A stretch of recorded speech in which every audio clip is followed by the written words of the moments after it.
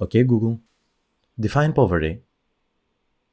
Here's the definition of poverty: the state of being extremely poor.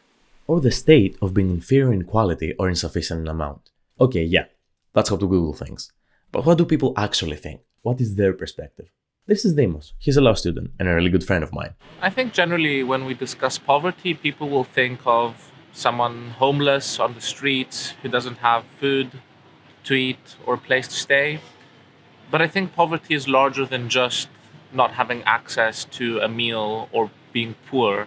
It's about structural barriers that don't allow you, don't give you the opportunities to do what you need to do to escape the cycle. And it's about something larger than just the circumstances you are in that moment. Okay, yeah, poverty is definitely more than just lack of resources. But how would one visualize poverty? How do you think they would show it?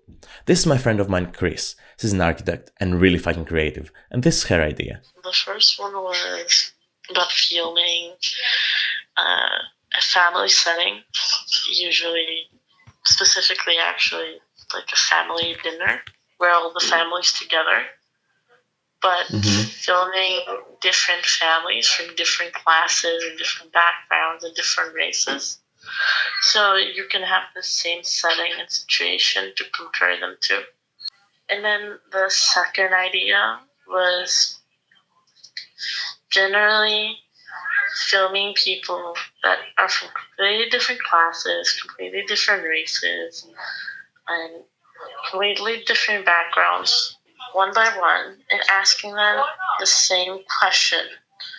Something that is ambiguous and can be answered in many different ways. Okay, interesting. But they don't really have the time to go around to different families and film them, so what could they do? Nancy, would you mind helping me around with this one? I think an interesting angle to take when it comes to poverty, if you don't want to go the traditional route, which is financial poverty, which, I mean, we're in Greece. We're kind of, we've gone through a financial crisis, so it would kind of make sense for somebody to go that route. When I think of poverty in broader terms, in terms of Greece, I think we're creatively just becoming poorer by the minute. The fact that we're not giving our creatives enough financial assistance, enough jobs. The fact that I, as a person who's interested in filmmaking, as are you, from what I know, obviously you're filming me with a Canon camera and a Rode mic at the moment. We've worked together.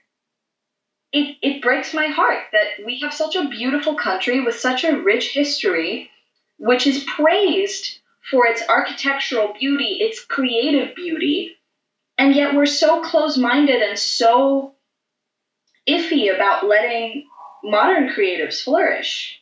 And I think that's making us currently very creatively poor.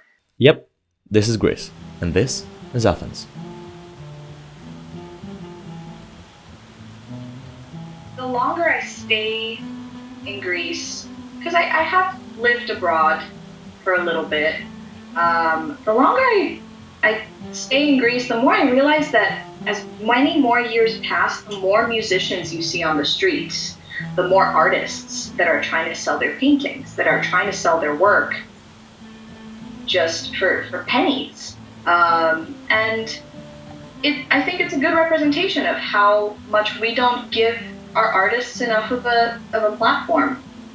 You don't see very many Greek artists being published in magazines. You don't see very many Greek artists being given a space in television. Filming the artists that are on the streets, I think, would be a good representation of how people don't feel like they have a choice anymore.